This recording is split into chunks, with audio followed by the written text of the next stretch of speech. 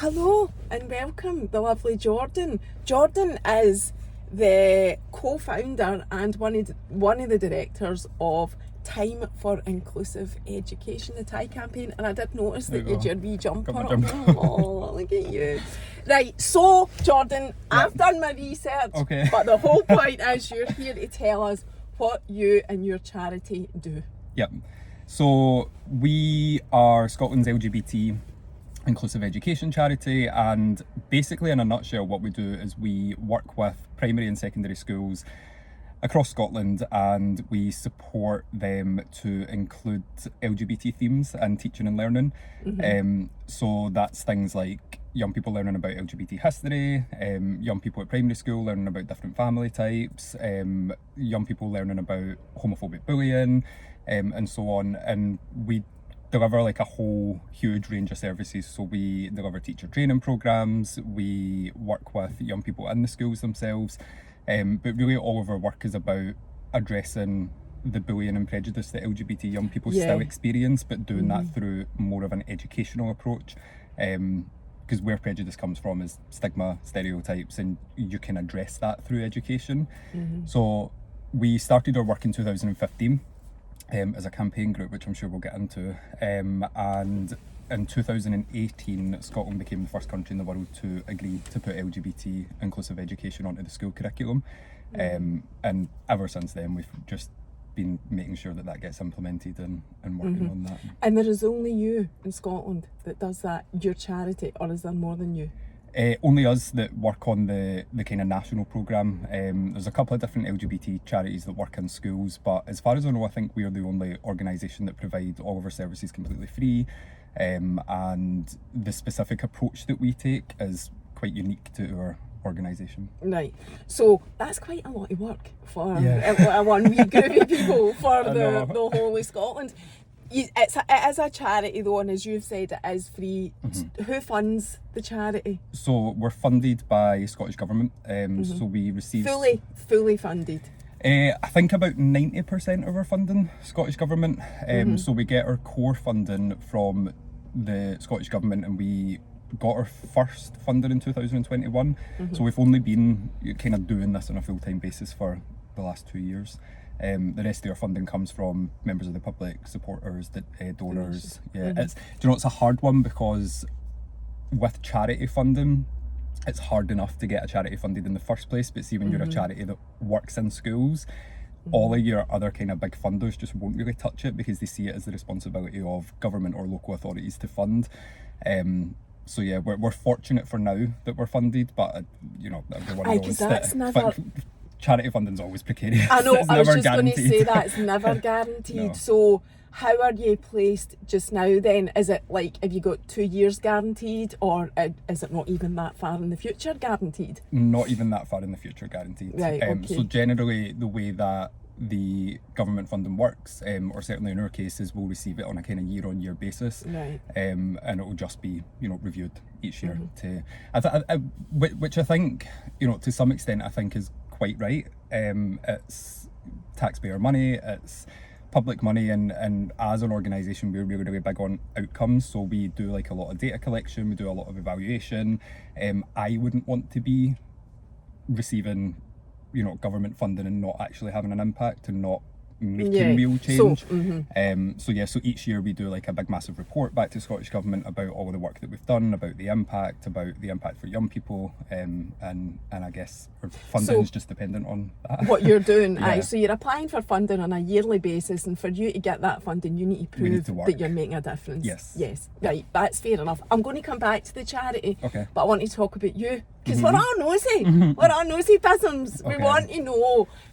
So I know, because I've done a wee bit of research, that you are one of the co-founders of the whole thing, and you're just young yourself. What are you? 28 now. Yeah. Oh, you look younger than that. Thanks. I think I'm going to say 23. Oh, do you know? So last night, I don't know if people can actually see.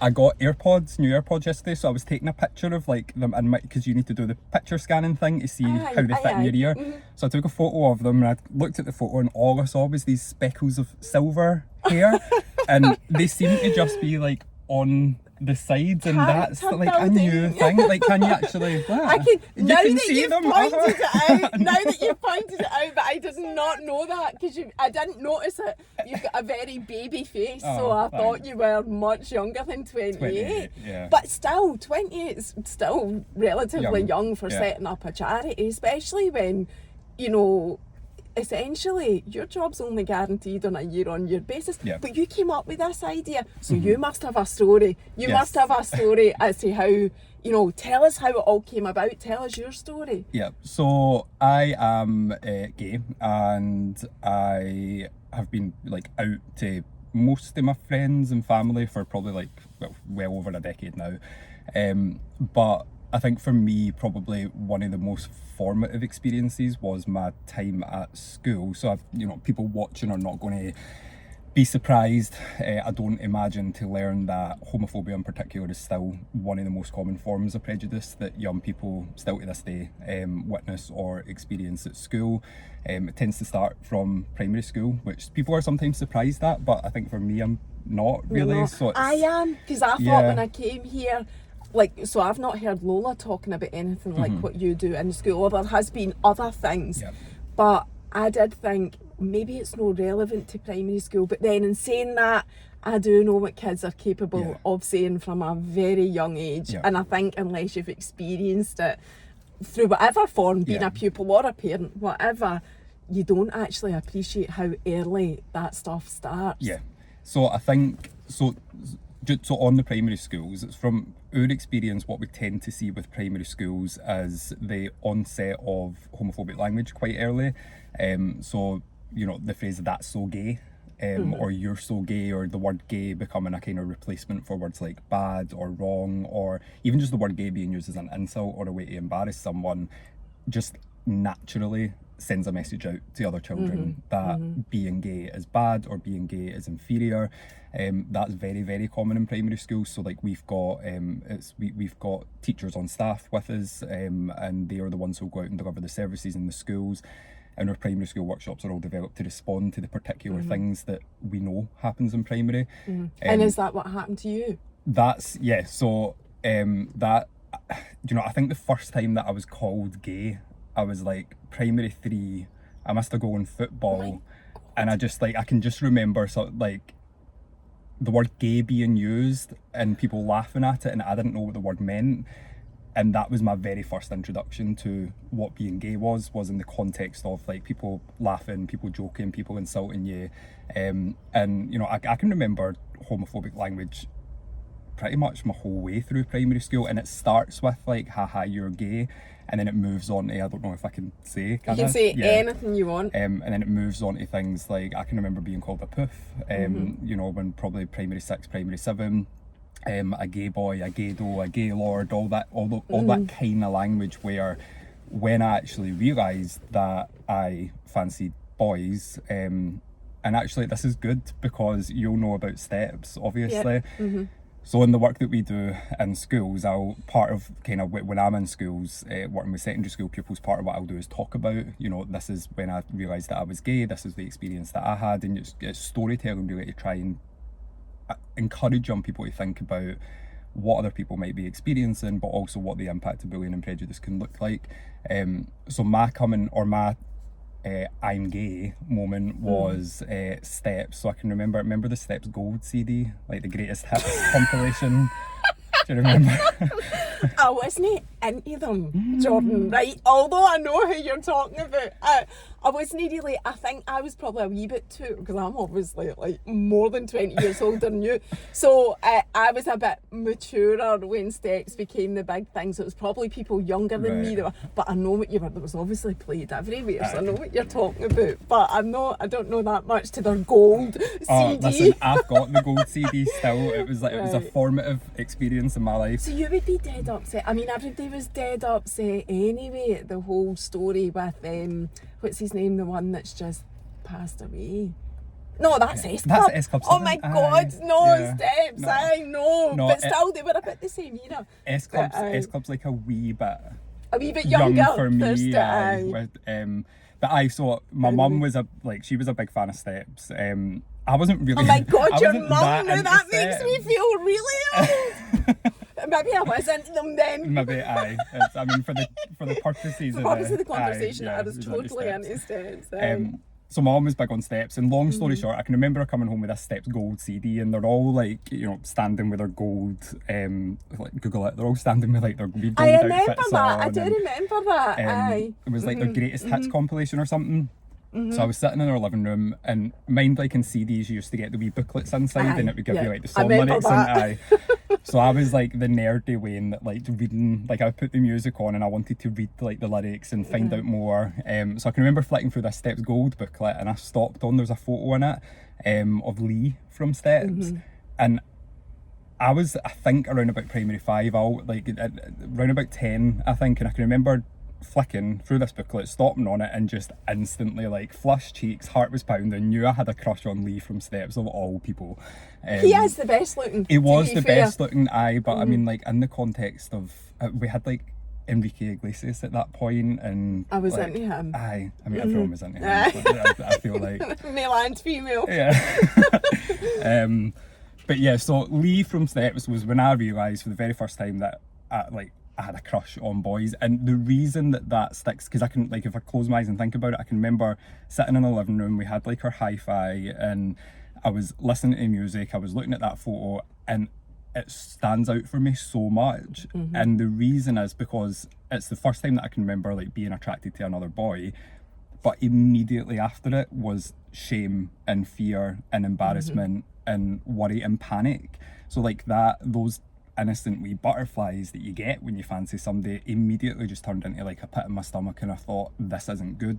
Like that just felt like something that I knew that this was not a good thing, this isn't okay, this makes me bad, this makes me wrong, boys fancy girls, and that's it. So I didn't go in and tell my mum that I fancied Lee for Steps, and I didn't go back to school and tell people that I fancied Lee for Steps. I kept it to myself. And now as an adult, and I think as I was getting older as a teenager, I've thought quite a lot about that feeling, because it felt like a very visceral reaction of shame and embarrassment, and I've thought about like where did that come from, because I was fortunate in that I didn't grow up in a household where I was told anything negative about LGBT people. I wasn't really aware of LGBT community or anything at that point, but for me where that came from is, by that point I knew that being gay meant that you were a boy that liked boys, or you were a girl that liked girls. And it goes back to what we were talking about earlier on. My only context and introduction to what being gay was in that context of your jacket's gay, or you've missed a goal, you're gay, or you're a poof, or you're a gay boy, or you're, so it comes with shame. And if you're at primary school, you don't want to be called gay, you don't want to be called a gay boy and a poof, because those are insults, and those are jokes, and those are the whole culture was really, there's something wrong with being like that. And I think that probably just set something quite deep in me around feelings of shame and fear. And so as I kind of, went through the rest of primary school, I kept that to myself, and went up into high school.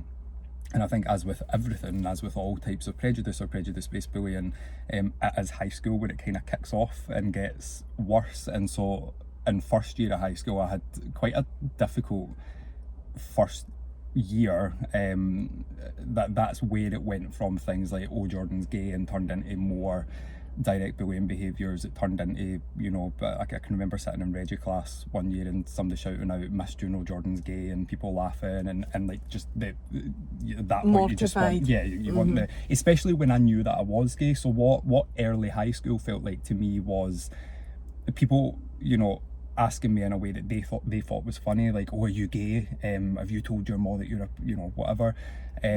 And me just constantly like being so hyper vigilant and over analysing, like, when I say no, is it convincing, and what's my response like, and what if, how am I walking, and how am I talking, and how am I like, you're just so vigilant of other people finding out, because I was already experiencing what in hindsight was homophobia without people even having it confirmed that I was gay. So what would that have been like if it if it had been confirmed? So early high school was quite difficult for me. I think combining that journey that I was going on, where clearly I wasn't able to have any sort of self-acceptance around my sexual orientation, but that with the fact that there was a number of people who were poking that almost and bullying me for that, and like I can remember being followed home from school and all of that, and just like a lot of stuff that just wasn't nice at high school. Please tell me that there were people who were on your side and were your friends. There were, yeah. There definitely were. One of my friends, Amanda, who actually watches this. Does she? Yeah, she does. Well, She's a very big fan. Well, I might have been. Well, I'm so glad you said that. I'll just say this now. Somebody messaged me, and I think it might have been Amanda. Yeah. And you were already on my list anyway. But it's been, I think, a good few months since I spoke to her. But I took note, Amanda. Here he is. Here he is. I'm here. So she'll be watching. So hi, Amanda. But no, so Amanda was my best friend at that point, and I'll come on to her because she was the first person that I came out to round about that time period, and there were other people, you know, and actually what I will say You did have friends. I did have friends, but I think, you know, it's difficult, and when you're going through something, because I think, you know, if I'd had the, you know, the ability to speak to my mum about the way that I was feeling, I probably would have been told by a doctor that I was depressed at that point, or because I can just remember feeling so low, and like even now when I do go back into high schools and I talk in more detail about what high school was like for me, like I still get that, talking about it now I can feel it, you know, like that just sickness and that anxiety in your stomach, and like it just getting into a high school now just transports me back to walking through the front doors of my school, seeing the people that were making things difficult for me and just being scared a lot of the time. I used to fake illnesses and all that, like I went through a spell of fainting and nosebleeds, and it was clear that there was something up, and you know, things for me kind of climaxed at, and I guess I should content warn this part just in case anyone does have experiences of this, but things for me kind of climaxed towards the end of first year, because I remember it being kind of just before school broke up, and basically I'd been so much in a rut that I thought that the only way to deal with that was suicide, and that and I think the hard part with that is that once that thought comes into your head, when you're already not feeling well and you're already not feeling good about yourself and you're already, you know, scared and worried and experiencing whatever you're experiencing, it becomes a hard thought to get out of your head, because it's almost, I think, in quite a twisted way, it almost becomes a comforting thought, because you think, well, there is a way out, and there is, you know, that there's a way that I can make this stop, and there's a way that, which is obviously, you know, the thinking of a child ultimately who's not in a good headspace, who's not well, who does need help and does need support, and you know, I'm eternally grateful that I never went down that road, and What age were you eternally then? Sorry. 12, You're 13. nervous. I am You're nervous. I am. So it's I know. okay. You're watching what you're saying as well. Yeah. Don't worry. There's nothing that you can't say, Yeah. and what you'll find is loads of people will message you, Yeah. supporting you, and probably a lot of mums Yeah. will, because it's good to hear that there is something in place that's going to support kids that were in your Absolutely, situation. So please don't worry, and everybody will love you. I know that. I know that's what's going to happen. Do you know, it's funny as well, because I've spoke about this for years, like, and that's kind of where I'm going with this. Like, that experience for me was what led me at 19 to co-found TIE, because the minute I left school, you know, I didn't come out at all to everyone in school, and I was in school till I was 18 years old. So I left you school. had that the whole time you were at school, The and worst- lived with that pain and suicidal thoughts? No, so the worst part, the worst that it got was late first year, early second year of school. That's when I came out. So I'd basically gotten to a point where that's what was going on in my head. That was the context for me. And I can remember, so back to Amanda, this is where she comes in. I can remember I'd been in myself after school, because Mum used to work, so I was like a house key when she would get in at 5 and I'd go home at 3.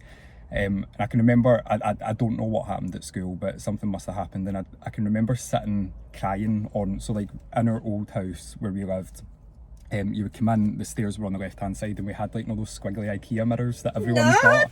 Oh my God, Yeah. yes, I do remember them. So we had them. So if I Aye. was sitting like in the bottom step, I would be looking at those mirrors, and I can remember just getting in for school, sitting in the steps, and just an absolute floods of tears. And I can remember, like, again, when I talk about this, just looking in those mirrors, and looking at myself and just being so unhappy. And then the door chapped, and it was Amanda, and she was asking if I was coming out, and I was like, no, I'm fine. Obviously didn't want her to know that I was upset. And I can remember her like opening the letterbox and being like, are you crying? And I was like, no, I'm fine, I'm all right. And she, like, we've spoken about this, and she knew, I think, that something was going on, but didn't know how to address it, didn't know how to say anything. And she was literally just like, is it because you're gay? And I remember just the immediate panic. No, I'm not gay, I'm not gay. But what happened from that, see her just being as upfront as that, and I don't know, she might have said something like, you know, I'll support you, or just like, remember that I love you, or something like that. There's something reassuring was said that for me planted that seed of maybe this won't be as bad as I think it might be, and maybe actually I could speak to Amanda about it.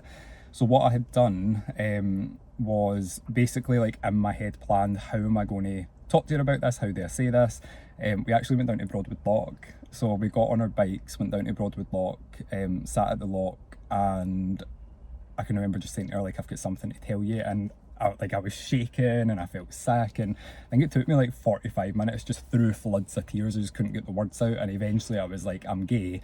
And that was the first time that I'd ever said it out loud. And it's one of those things where it was like, once you say it, you can't take that back. And she was just like, thank God, because I thought that was it, but I also, like, Should be worried. she was like, I thought you were going to say that you fancied me. She was like, that would have been an absolute night, because we've been like childhood best friends. And I know Her biggest fear was that you fancied I know, and she says, like, I knew you were going to tell me you were gay, but it went on for like 45 minutes, and I was like, what else could this actually be? So at that point, I felt like that just changed absolutely everything. And it was, you know, everyone says the same thing about coming out. It's just an immediate weight off your shoulders. And from there, you know, things did start to improve. I think I started to get a bit more bulletproof as well at school. You know, I kind of left the group of friends that I had been in that were carrying out some of those bullying behaviours, surrounded myself with new people, and just kind of got on with the rest of school. And actually, like, I always talk about this, when I look back at school, it was always the girls that were the most supportive. And you know, I don't even think one of them, who's still a friend to this day, one of them I came out to like a year after that, and she knew that I was gay. But it was always the girls. So, like, you know, if we were walking through the corridor in school and somebody said something to me, it would be like a girl who'd be like, shut up, like, who cares if he's gay or not? And it was the girls that had me in their common room. And so, like, always eternally grateful for those girls that, you know, do stand up for LGBT kids. And we still see some of that in schools just now, and there's definitely a degree of, you know, empathy there. So yeah, no, so the rest of my time at school, the bullying kind of died down naturally on its own. I didn't talk to the school about it, didn't feel like I could talk to the school about it. And I kind of just got on with it. I knew that I wanted to go to uni. I knew that I had to study and just focus on academia, really, to get out of that context. And I did. And I think by like 5th and 6th year, things were a lot better. A lot of people had left school in 4th year. When you get to that senior phase point, people generally are a lot more relaxed. You're the kind of big ones in the school. But it was leaving school in 6th year. I left when I was 18, went to uni, and I remember I had written to all MSPs, like I had sent an email when I left school, and was basically like, this is what happened to me at school, this was the experience that I had. And my big question was, so I thought about what would have made things better for me at school, and what would have made things better would have been, see if in primary school, when we learned about racism or sexism or, you know, anti-religious discrimination, see if we also learned about homophobia and what homophobia was, and see if we learned that actually saying things like "that's so gay" isn't all right, and using words like "poof" and "gay boy" and these are slurs and that's not acceptable, and see if when I was at primary school and was learning about families, I maybe saw a representation of 2 dads, I would have known that actually that's okay, and there and there is a life and there's a future and there's options for me. And if I'd went into secondary school and when I was learning about World War II, if I'd have learned about Alan Turing, the gay codebreaker who helped Britain win the war, you know, voted Britain's most influential figure a couple of years ago. He's on the £50 banknote now. I don't know why I didn't learn about him at school. I don't know how you can't learn about him at school. When I learned about the civil rights movement and Martin Luther King, if I'd known that the person that organised the march where the I Have a Dream speech was delivered was a gay man who was out gay, his name was Bayard Rustin, he was the chief strategist of the civil rights movement. If I'd have known that the first woman in space, Sally Ride, was a lesbian, all of these people, if I had learned about some of them at school, that was what I needed, was to know there are other people like me, and that when I feel like I don't know how I can live my life happy as a gay person, if I'd have known that actually, you know, a war hero was gay, or the first woman in space was gay, you can be an astronaut, you can be a writer, you can be a physicist, you can be a scientist, that's what I was missing at school. And to me it just felt like there was no real reason for it, because as I say, that, you know, we did learn about lots of different types of discrimination and lots of different rights movements, and I learned about Emmeline Pankhurst and the suffragettes and the freedom riders and, you know, the civil rights movement, and I was always just like, why didn't I learn about the LGBT community? Because we've got a massive history, we've got a lot of, you know, a rights movement that's worth learning about. And actually maybe that type of education, maybe if young people knew how we've been treated in the past and how we've been discriminated against, and, you know, maybe if young people knew that in Scotland until 1981 being gay was a criminal offence, being in an openly homosexual relationship would have landed you in jail. Maybe if people knew that, maybe if people knew that in 1988 a law was introduced called Section 28, which banned the promotion of homosexuality in schools. There's so much historical context that I think if young people learn about, it can help build empathy, it can help build understanding. And for LGBT young people, just seeing yourself in what you're learning at school, it's like everyone will remember the first time you learned about someone that inspired you, or that felt like you, or looked like you, or sounded like you, or, you know, the first time you saw yourself in someone that was inspirational. As a gay young person, I didn't get that opportunity. I had to find out about those people on my own when I was 17, and so that's where, you know, I met Liam, the other co-founder of TIE, when I was 19. Spoke to him about my experience at school, and he was like, I don't want my daughter having that experience if she grows up and she is LGBT. We need to do something about this. And so that's where the campaign came from, and that was the idea. Just, I don't want other LGBT young people to go through school and never learn about anyone like them. I don't want kids who have got same-sex parents to be going to school and not see their families represented, and not feel like they're normal and they're included. And yeah, that's kind of just where it all went. So what did you do at university? So I did sociology for my undergraduate, and then I stayed and went back for a master's because I graduated in 2017 from my undergrad. But in 2017 our campaign had led to the Scottish Government creating a working group to look at how we bring LGBT into education. And like, that working group was full of different stakeholders. So the National Parent Forum was there, Scottish Catholic Education Service, Human Rights Commission, loads of education stakeholders who all in the end unanimously agreed that this needs to be in our schools, we need to take this forward. But I was working, I think, part-time in Tesco, and I knew that if I graduated I would have to go to full-time work.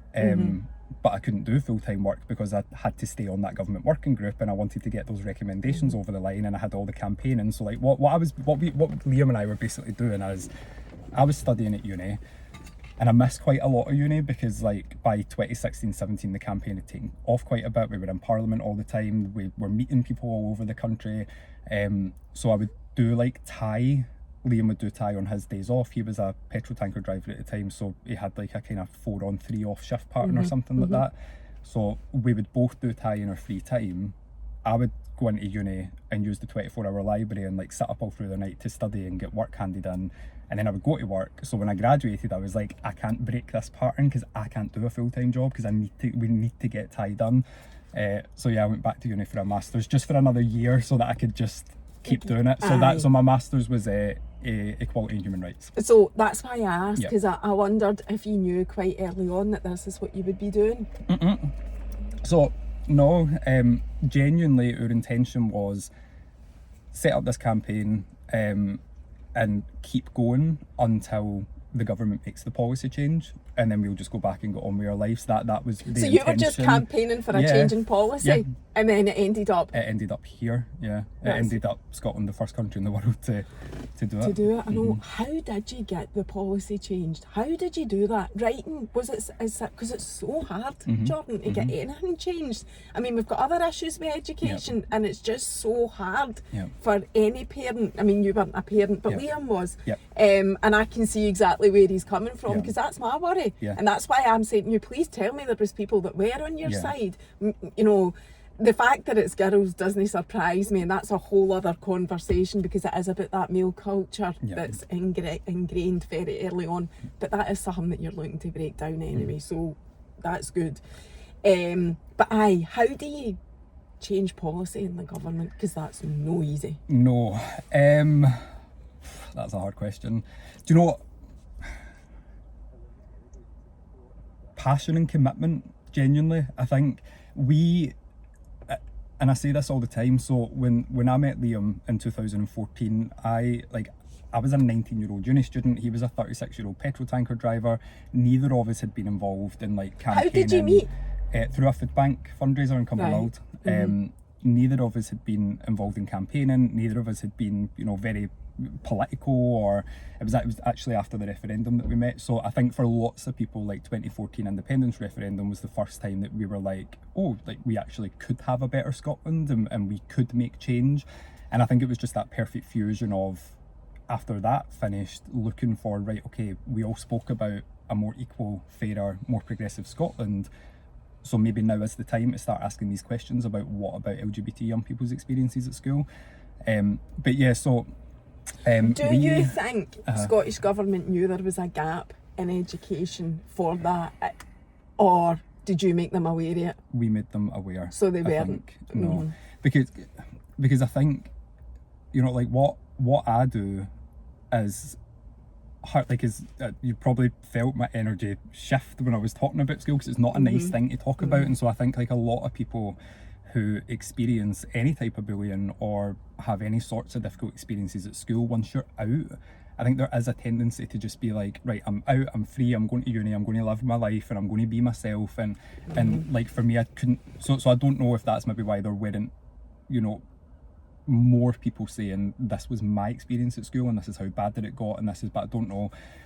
I think that government had done a couple of things. In 2007 they put out some resources for schools, but there just wasn't homophobia and transphobia and biphobia just wasn't really I think treated at a national level in the same way as other types of bullying at school. Had lots of resourcing and support to help to help address it. So I think we made them aware of the issue.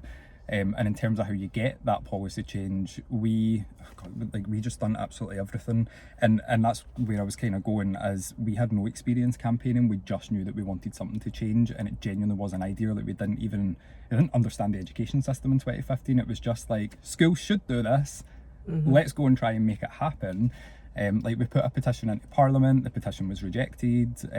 We pulled in lots of support from Liam's from a trade union background and experienced trade unionist, so we were able to get a lot of support through the trade union movement, and we just kept going, always in and out to Edinburgh, meeting with MSPs, talking about why this needs to happen, the importance of this, meeting with parent groups all across the country, meeting all sorts of different civil groups, and just building a base of support, so that I think by 2017 the SNP at their party conference moved a motion in support of the campaign, and that was moved by the youth wing of the party. And by that point there already was a lot of support and awareness for why this would be the right thing to do. That led to the working group being set up at government, and so there was that shift from these idealistic campaigners who are really just figuring it out as you go along and learning along the way, to them walking into a Scottish Government building and sitting at a table with lots of experts in their suits, and I used to run about in a backwards baseball cap and a t-shirt and my tattoos and all that out, and I remember going into this meeting and and Liam and I were just like, oh, we feel so like odd ones out, because these, you know, the other people were all very professional, and but again, you know, just learning in that environment when you do have a big group of stakeholders, looking at policy, looking at a serious topic and thinking, how do we actually affect change here, and what would this look? Because it's one thing to say LGBT inclusive education should be in schools. It's another thing to then say, okay, so how do we make that happen? Because it sounds wonderful, but how are you actually going to do it? Because, you know, so yeah, you need, you know, your inclusion in curriculum, but then you also need to provide training to teachers to help them feel confident in this. You need to do public awareness so that parents and carers and families understand what this looks like. You need to have, you know, you need resources.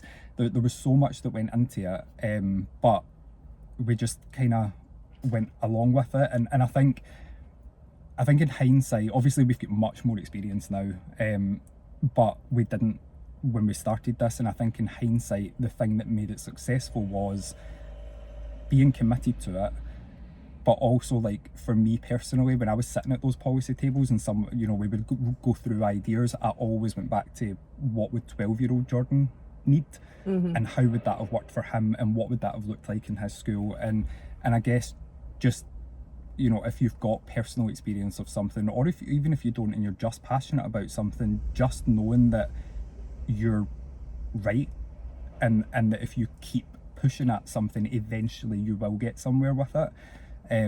But also at the same time, and Amanda, who's watching this, will confirm, there's also a lot of sacrifices with campaigning, especially campaigning at the level that we did.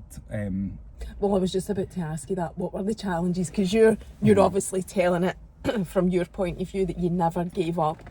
But what were the challenges? What were you being presented with that you had to overcome? What was getting thrown in your way? What were the knockbacks? So there were political knockbacks. So, you know, the petition that we put into Parliament in 2015, we went and gave evidence. MSPs at the committee considered it and then rejected it. So that was like kind of the first big setback, because I think me naively I thought, oh, like that's all it will take is a petition, and you know, we'll give evidence and they'll agree with us, and it just didn't work that way. I think that there weren't actually too many challenges in the first few years of TIE, from like, you know, I think just because we kept going at it, and we also done things quite differently, you know, like there weren't many you know, LGBT campaign groups that would, you know, we worked with, you know, I guess quite unusual or non-stereotypical places. Like the very first trade union to support us, for example, was the Unite Union for petrol tanker drivers. So this was all like, you know, heterosexual truck drivers, some of them quite older, who I don't think ever had, you know, probably never considered LGBT issues until Liam went and spoke to them and spoke about why this was important, and they all, you know, unanimously agreed to back the campaign. They gave us our first donation. So I guess, like, you know, reaching out into different parts of society and not just staying in that the government the kind of route. bubble. Well, because you could have still done stuff without having the government. Well, could you? No, schools do have, well, the schools maybe wouldn't have been so up for it. I'm kind of jumping all over the place. Has curriculum changed? So it's in the process of changing. So there's big education reform happening at the moment. But what has been introduced is, so there's all schools in Scotland, or all local authority managed schools. So basically just all schools other than private schools, but private schools also do it as well. So schools in Scotland, there's now national policy expectation. They have to have LGBT inclusive education in their school curriculum. The way education works in Scotland is quite weird, because there's... You can put your cup in again if you want. So like in other parts of the UK, they've got like a prescriptive curriculum which will say, like, you know, by primary 2, all young people will learn about adding, subtracting, you know, by primary 4, division, multiplication, whatever. In Scotland, we don't really have that type of curriculum, so it's a more flexible curriculum, so it's much more based on like the experiences of young people, the outcomes that they should have by certain stages. And that's what's at the moment in the process of going through a big national discussion and reform and change, and this work will be part of that. But so basically the way the policy works for LGBT inclusive education is that schools have to do it. It has to be in their curriculum, it has to be included in their teaching and learning. There's like 7 kind of educational themes that the schools work towards. So they're things like, diverse families, history of LGBT equality movements, LGBT past and present figures, understanding prejudice and homophobia, etc., etc. And so teachers at the moment kind of build them into their curriculum planning and into their content. So that's there.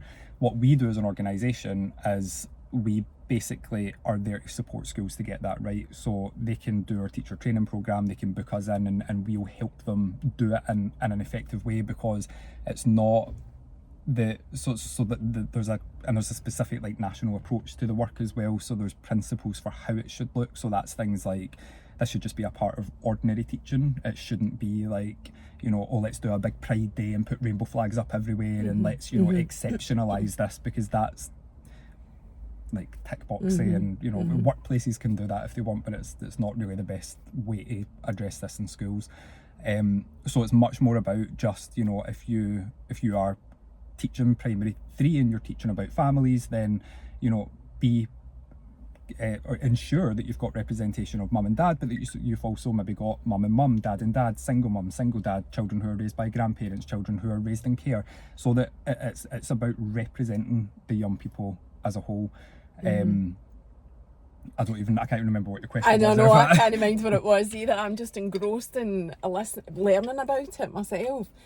Not LGBT, but learning about how you're implementing it into schools. So what schools, is it primary and high school? Yeah. How do you decide what schools you go into? Because obviously I didn't even know that you did what you do until I was made aware of you on the page. Although what you're saying about inclusivity and diverse families and whatever, Lola has talked about that from a very young age. We do go to, she has always called it the rainbow. Is it the rainbow day or whatever? Just because when she was wee, for her, that was what she is, and we've always gone to Pride since she was wee. So for her, it's been from home that Lola is inclusive and whatever, and accepts that there are different people that make up society, and that's absolutely fine. But how do you choose what schools that you go into and do that sort of work? Because I think it's fair to say, even just by the people I've had in my car, albeit kids are still at school, so I've not had kids in my car that are experiencing education now, but most people who are LGBT community have experienced some sort of bullying at school, and maybe it's worse in some areas than it is in others. I don't know. But how do you identify where you're going? Because there is only one group and there is only 5 of you. Yeah. So the way it works is, so the starting point for schools now, since this began its implementation in 2021, is that they have to do LGBT inclusive education. Because of the way education works in Scotland, schools get these 7 themes for their curriculum that I spoke about, and then it's up to teachers at that point how they take that forward. So what we do is, our services are there for schools. They're all free, they're funded by government, they're signposted to schools, and then it's the schools choice if they want to have us in to support them to do their curriculum review. Teachers, there's Scottish Government have made like a kind of 2-part training programme available that all teachers in Scotland are expected to complete, so we do deliver that on their behalf as well. So we're 18 months into the kind of policy being implemented. It's still being implemented just now. So the way that it works is, there'll be schools that are what we would call like early adopters. So they're like brilliant, like we've got issues in our school, we want to take this forward, and so the schools just come to us and just book us in. And because we are nationally funded, we work all over Scotland. We're able to cover all the costs, and it's just it's just a kind of easy system for schools. So we do get a lot of schools booking us for training. There's like an online platform as well that's got loads of resources, an e-learning programme that a lot of schools access. I think we're now I think we just surpassed, maybe like in February, over a quarter of every primary and secondary school in Scotland, and that's Have all had you over our user services and resources. Okay. And that's every local authority area in Scotland. So that's, you know, we were up in the most northerly high school in Shetland last year, and our team are just constantly all over the country, staff up in Aberdeen today. So the schools basically at the moment will just book us to come in and, they just and do the come to training you for them. and you book Yep. them in. Yep. Right, just a wee bit more on the how then. Like what you're, because we talked about that. It was a great campaign and it was exactly what the schools needed, but then the how. Yep. So what is the how for you? How do you do it that's different to what's already being rolled out in schools? Yeah. So I think what's being rolled out in schools is effectively what we kind of supported the development of on that stakeholder working group. So we are doing that on behalf of government. So basically what we are trying to do, and what this area of work is trying to do, is taking an educational approach to addressing the type of experiences that I had and that some of the other LGBT people that have been in this car have had at school. Everyone, I think, recognises that, you know, there are issues with LGBT related prejudice at school.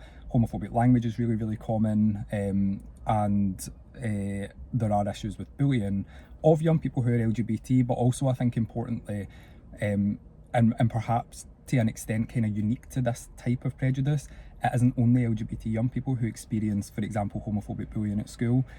What we see quite a lot, especially at kind of upper primary school and early high school, is see just any young person that deviates from like a gender stereotype, they get called like gay, or they'll experience homophobia. Like if you think about, even just in my experience, like I remember a girl came in and she'd cut her hair short and everyone was like, she's a lesbian.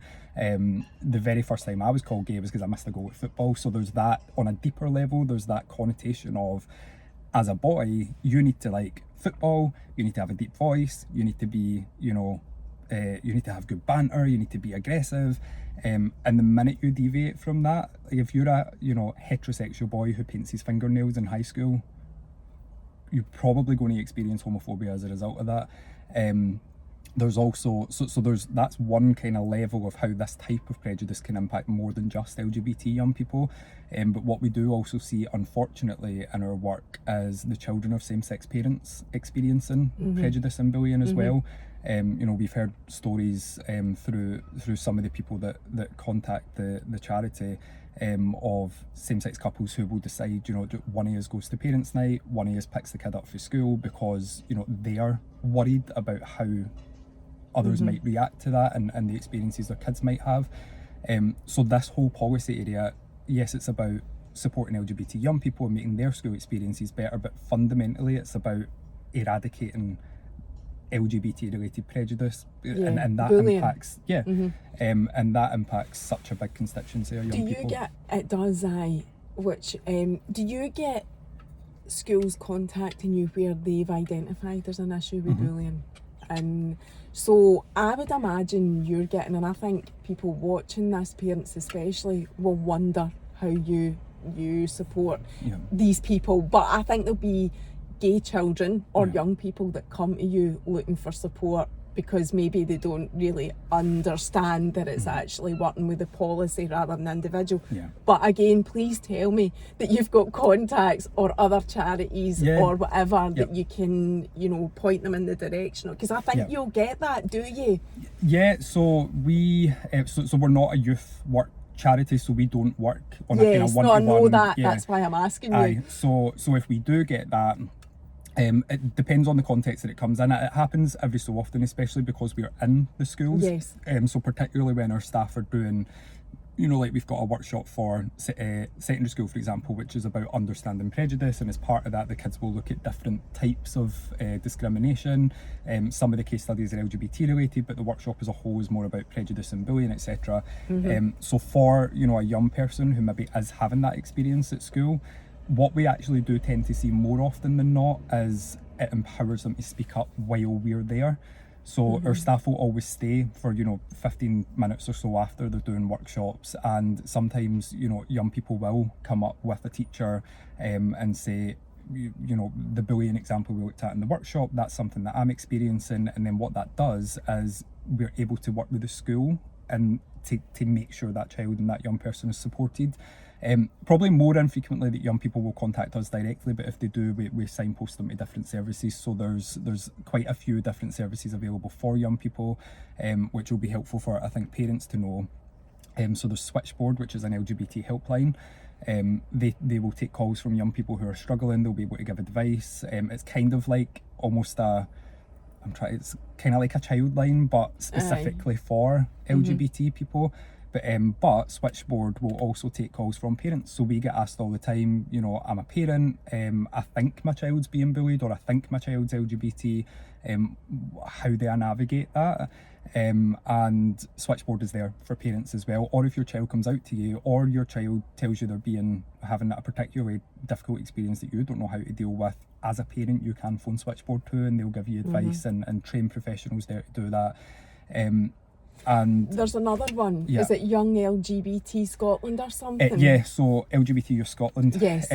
So that's LGBT Youth Scotland is like the youth charity. So they've got like support groups across the country, youth groups for young people. I think they've got like a digital chat as well that young people can participate in. So there's a lot of support. There's a section on our website which is signposting for parents and carers, and there are quite a lot of services and support and information there. Yeah, I just thought kids would do that if you were there presenting the way that you do, that children, young people would approach you and say, this is happening to me.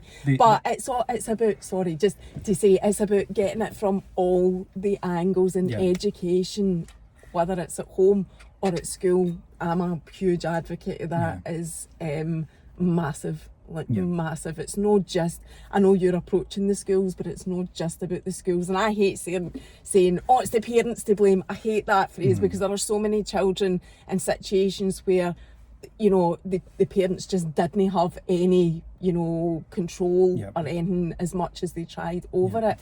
But I do believe in everything starting with education. I knew I'm rambling. I forgot where I was going with that point as well.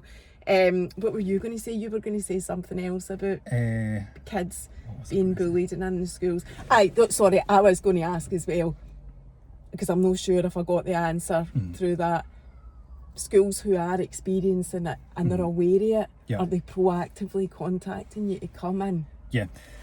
So and I think that kind of goes back to the question of the approach that we take. So because we don't just do a general, you know, all bullying is bad, all prejudice is bad, and you know, just put rainbow posters up and everyone will feel included and welcome, because that type of approach just doesn't work with this type of bullying. If you know, we all learned that bullying was bad at school, and yet there'll be countless people that will watch this and a lot of the stuff I've spoken about, they'll be like, yeah, you know, I experienced that as well. And we know that LGBT related bullying and also, you know, sexism, misogyny, racism are still issues within schools. So I think the approach that we take, we are, you know, fundamentally an LGBT organisation, so we do focus fundamentally on LGBT related bullying, but the approach that we take is about saying to schools, be proactive in this. You know, if you've got an issue, then you know, there are services that we can provide that's going to be able to help you to support this, or to address that. But schools need to be proactive, because the reality is that we do live in a society where there is still discrimination against LGBT people, and we know from you know, every bit of bullying research that's gone out in the last 2 decades consistently shows that homophobia is common, very common at schools. So what we try and encourage schools to do is be proactive. Don't wait until there's an incident of homophobic bullying. Recognise that there are lots of different types of bullying behaviours, lots of different types of prejudice, and as you know, in Scottish education, every young person has got the right to go to school and be safe and included. Young people should be able to go to school and learn about other people like them. Young people from diverse family backgrounds or cultures should be able to go to school and see themselves reflected in what they're learning, but they should also be able to learn about the experiences of other people, because that's where you build empathy, and that's where you build understanding. So when schools contact us, and you know, some schools will get in touch and just say, we know that we've got to do this, what can you do to support? We want to get ahead of it. Other schools will get in touch and say, you know, we've got major issues with homophobic language, for example. How can you support us? So our operations manager, Claire, kind of works with schools on a kind of individual basis. She's the main point of contact, and we've got like a kind of recommended pathway that schools follow. And for us, it all starts with staff training. The very first thing is to get your staff trained. There's a free programme here funded by government to do that. Staff have to do it anyway. And then from there, we can build on to, let's look at curriculum, you know, let's think about what services we can do. Because sometimes, you know, it is easier to get someone like me in and speak as part of an assembly or a workshop about my experiences of bullying, and share my story in the hope that other young people will, you know, either relate or empathise or understand, and then the school can build on that afterwards using the resources that we provide them. And we, you know, we see that the thing with the work that we do is it's not like an untested phenomenon. As I said earlier, you know, we do a lot of evaluation, a lot of data collection, and we've just finished, you know, a kind of big evaluation report on the progress of the work. And what we see is that when schools do this and get this right, more than 9 out of 10 young people say that they've got a better understanding of homophobia, biphobia, transphobia, that they have a better understanding of what that looks like, how to deal with it, how it can be challenged, how it can be addressed. And again, over 9 in 10 young people say that if they previously used, you know, pejorative language about LGBT people or phrases like "that's so gay" or whatever, that after having this type of education, they've stopped doing that. They don't continue doing that. And I think that's actually a huge part of the problem, where children in society hear these words used and don't actually understand the implications of it. It's not that it's done in malice. Yeah. But it's received in malice, but it's not done in malice. It's a problem culturally. Yeah. Oh no, it definitely, and I think, like, again, kind of when we're in the schools, that is our approach isn't, you know, this is so bad and you're so terrible and blah blah blah. Like, it literally is just what I've done here. You know, if we're asked to go in and help a school that's got issues with homophobic language, half the time you know, it genuinely is just, I grew up hearing all of that language and here's the impact that had on me. It's an educational process of teaching people that it's not okay. It might exist and we acknowledge that it's being said in a non-malice way, but it's still not okay. You know, I'm not saying that, oh, it's not done in malice, it's all right. Well, no, it's no. I'm just explaining what I view, I think, society to be like. That's how it is.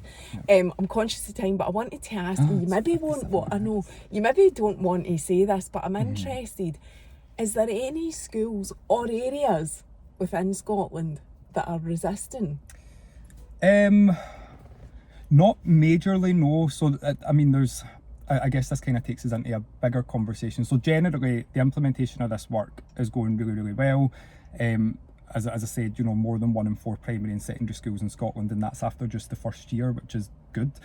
I think part of the issue, and actually it's something we haven't spoken about, part of the issue just now, we were talking about Section 28 earlier on, you know, and that came from a bit of a moral panic around... Well, I say how I would put that. It was a policy the Tories brought in that was appalling, not allowing schools to teach about LGBT. That's what it was. And it's only quite recently that Section 28, what year did you say, 2018? 2000 it was removed. So the year I went into primary 1, Section 28 was removed. I thought it was more recent than that it was... It was 2018... that the LGBT inclusive education work came in, so it took 18 years. Okay, that's where I'm getting confused then, but that was just, it was appalling. It was, against human rights, really. And interestingly, you know, as far as I know, I believe the gay community are the only people in the UK to ever have been legislated against in that context, you know, the banning discussion of a particular group of people.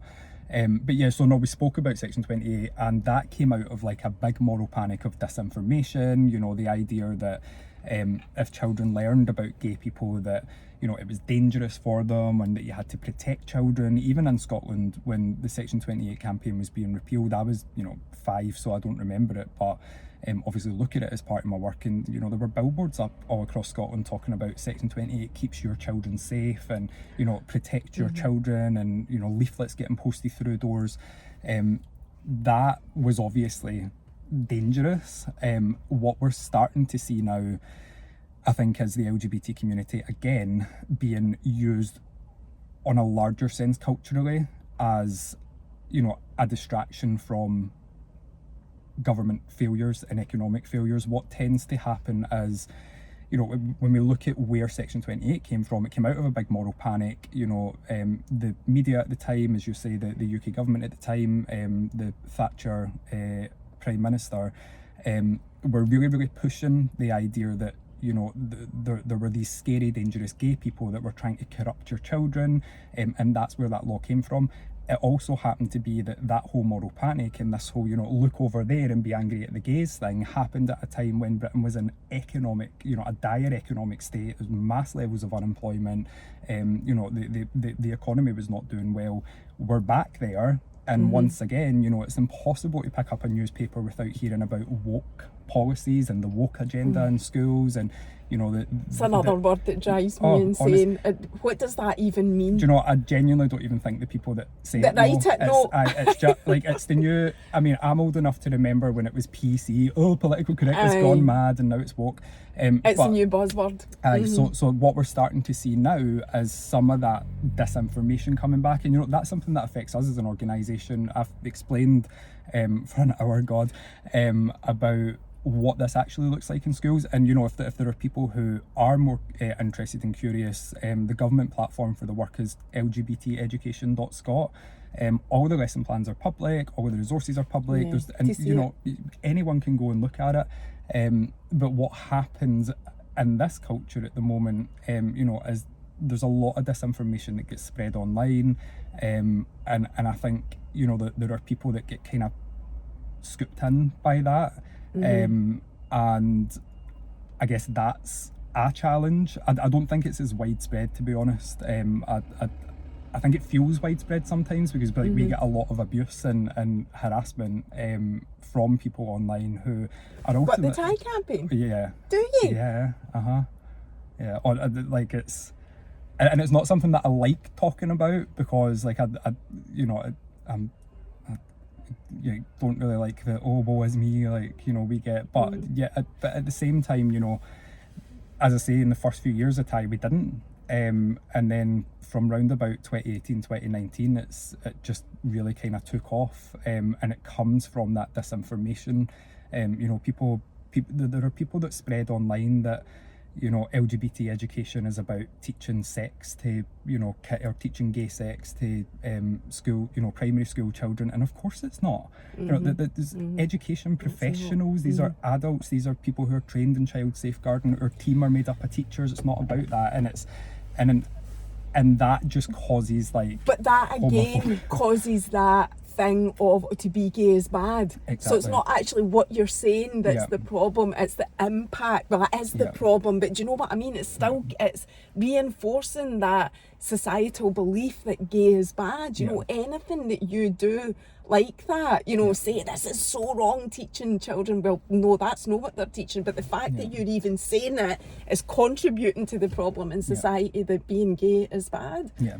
And you get this whole thing as well, and as I say, this is why I don't like talking about it, because it is a minority of people, I know that, but you get this whole thing of the schools are too woke nowadays, and teach them maths, they should be taught maths and English, and it's right, do you think that they're not taught maths and English? And actually, a young person cannot be successful at maths and English if that's what's important, to you. A young person can't be successful at maths and English if they're feeling isolated, if they're experiencing prejudice, if they're experiencing bullying, because my attainment took a massive dip. And so, schools can do more things at once, more than one thing at a time. They teach more than just maths and English. I know. And there is a degree as well, as one of the parts of education in Scotland is about responsible citizenship. That is an aspiration that Scottish education has for children and young people, and you can't be a responsible citizen if you don't know about different groups of people in society, you don't know about different types of discrimination. So the online abuse can be... I was actually nervous about doing this because we've not, like, I think I was very, very public and visible for years and years and years, and then all the online abuse started, and it does take its toll. Like, I've got a police alarm and all of that fitted in my house because of the harassment that comes online, and our team do public safety training. We've all got personal safety alarms if we're out and about. I'm not really meant to be walking about in public wearing my tie stuff just in case. It's only Costa. I know, but and I think for me, like, probably over the last wee while, like, I've kind of just retreated a wee bit and been like I'm not going to do public things because every time I do it just causes this to happen, and you kind of just spend a lot of time, like, it can be quite difficult to do online. It is appalling. stuff. I must admit though, I do know, obviously, it doesn't matter who you are, Jordan, doing stuff online, you get it. We're all up against it. I always say I'm a blocker. Like, I just don't give it my energy, and if it comes my way, I block it. But it doesn't matter who you are and what you're doing, you need a thick skin to do anything online. So I can relate to that.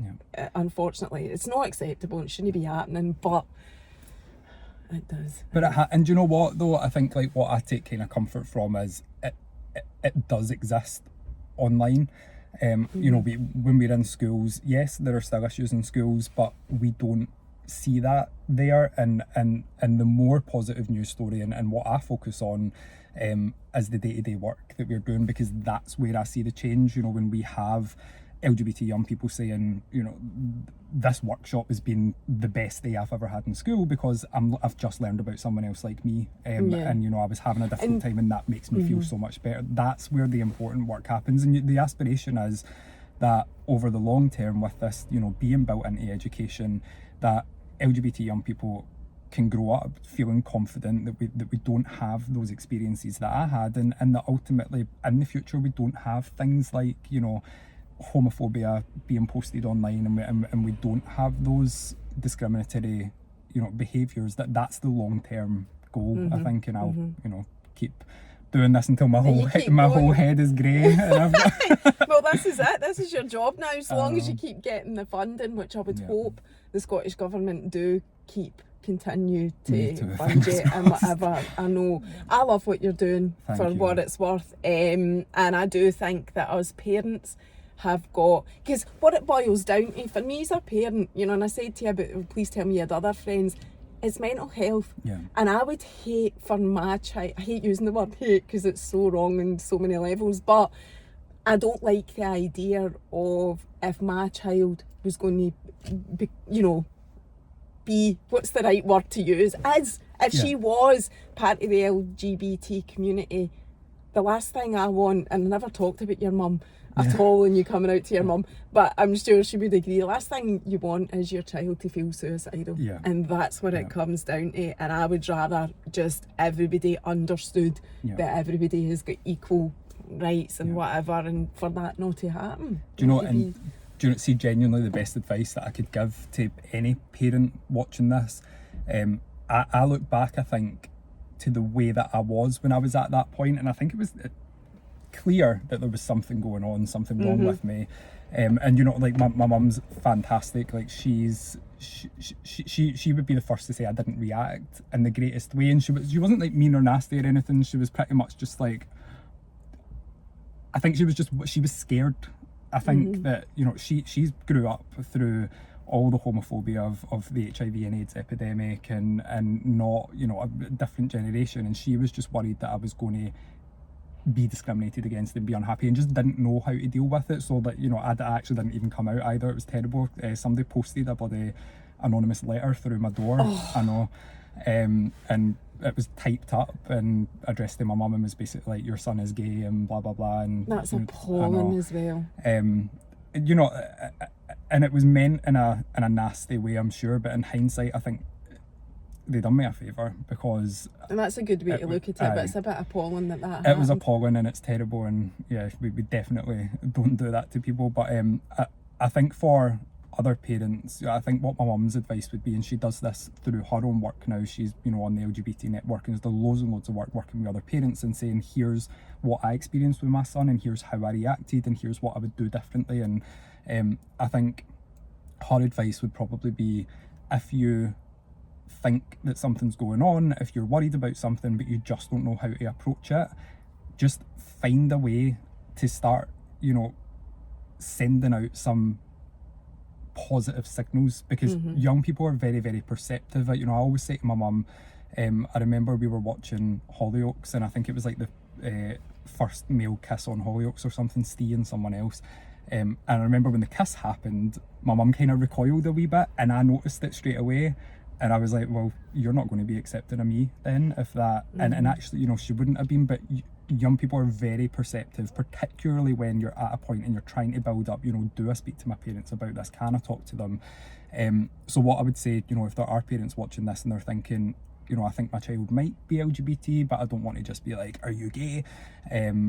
I think they might be struggling at school or something. Find a way that you can just send out a natural signal that you support them and love them no matter what, because obviously it's awkward as a parent to, if you suspect or think something, to be like, just so you know, I love and support you no matter what, and like wave a wee rainbow flag in their face. But see things like, watch this and then say, oh, I heard they're doing LGBT education at school, that's brilliant, that, you know, young people, all young people are going to know it's okay to be who they are. Like, have you learned anything yet about this? Or those little things, or, you know. What I did with Lola, it was actually recorded on a school run chat, actually, home time chat, was she was talking about her, what are they called, celebrity crush. Yeah. And I said to her, she said, guess who my celebrity crush is? And I said, well, is it male or female? Yeah. And she was like, it's male, mum. Yeah. But for me, it's, I need her to know that, you know, if it wasn't, that's okay. See, Liam does that as well, really well with his wee daughter, like,